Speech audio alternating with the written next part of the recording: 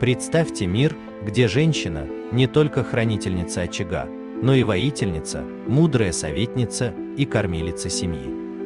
В истории кыргызов женщины всегда были сердцем рода, но их путь к уважению и безопасности был полон испытаний. Как менялось отношение к женщинам от кочевых степей до современности, и что мы можем сделать для их защиты сегодня? В истории кыргызов, кочевого тюркского народа, отношение к женщинам формировалось под влиянием традиций, религии и перемен в обществе.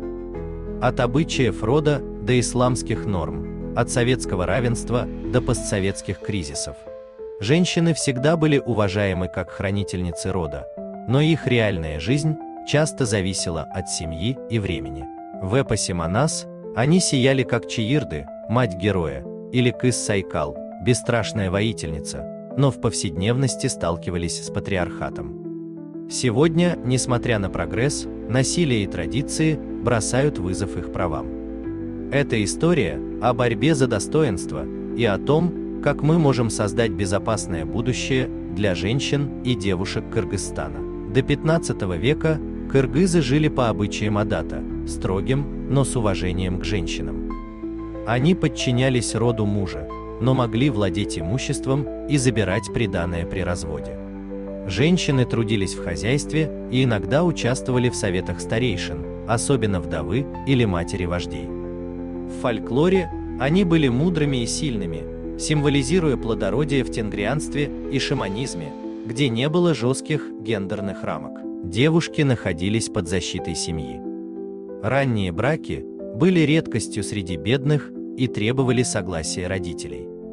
Насилие над ребенком считалось позором для рода и каралось местью или штрафом. Похищение невест, ала качуу, могло быть добровольным или насильственным. Первое принималось, второе наказывалось сурово, вплоть до казни за изнасилование. С XVI века ислам принес новые ценности, смешав шариат с адатом. Женщина стала еще больше уважаема как мать и жена, с правами на наследство и защиту. Моногамия стала идеалом, хотя многоженство допускалось при равном обеспечении жен. Главная жена имела больше привилегий, а девушки до брака могли свободно общаться, но после подчинялись мужу. Ислам защищал несовершеннолетних, требуя зрелости для брака и запрещая принуждение, хотя на практике это иногда игнорировалось. Дети считались будущим рода, и преступления против них – тяжким грехом с наказаниями от плетей до изгнания. Ала качуу сохранялась, но принуждение осуждалось, а насилие в семье или прелюбодеяние могло заканчиваться компенсацией, чтобы избежать вражды. В 1920-е годы с созданием Киргизской АССР советская власть провозгласила равноправие. Запретили многоженство, ранние браки, калым и ала качуу, вводя тюрьму за нарушение. Компания Худжум боролась с покрывалами, а женщины получили доступ к учебе и работе, что повысило их статус, особенно в городах. Но репрессии 1930-х, голод и коллективизация разрушили семьи. Бедняки иногда похищали девушек из зажиточных семей, как месть, маскируя это браками. Законы защищали женщин и устанавливали брачный возраст в 16 лет, но в селах традиции держались крепко. Девочки становились выживальщицами в трудные времена. Во время войны женщины Кыргызстана заменили мужчин, ушедших на фронт, работая на фабриках и в полях. Они стали символом силы, как в рассказах Чингиза Айтматова.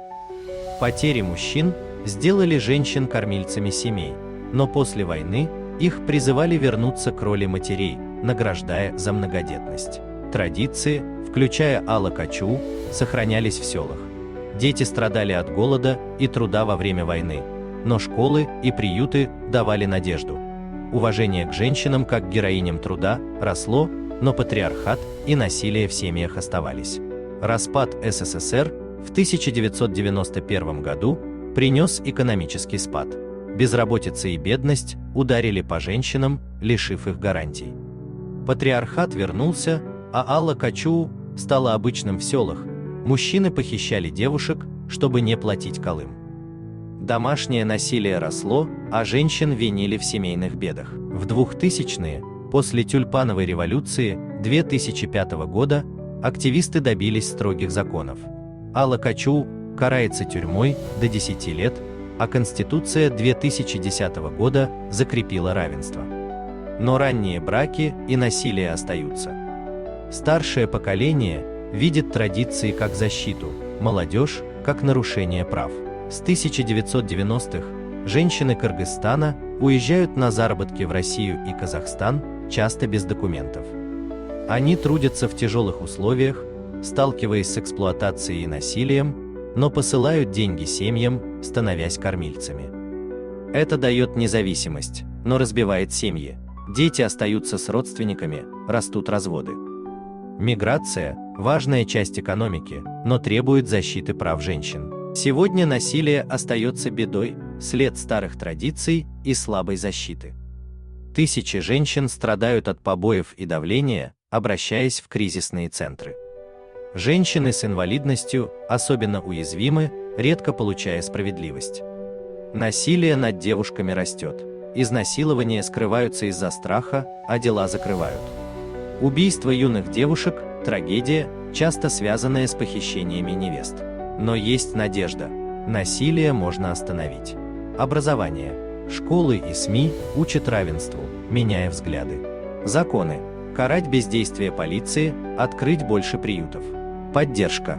Помочь женщинам стать независимыми через работу. Вместе. ООН, активисты и каждый из нас – сила перемен. Кыргызстан движется вперед, но нужен рывок. Давайте отвергнем стыд и насилие, поддержим женщин и девушек. Говорите об этом, помогайте кризисным центрам и, как активные граждане, сотрудничайте с органами безопасности, соблюдая принципы гражданственности. Вместе мы создадим безопасное будущее для всех.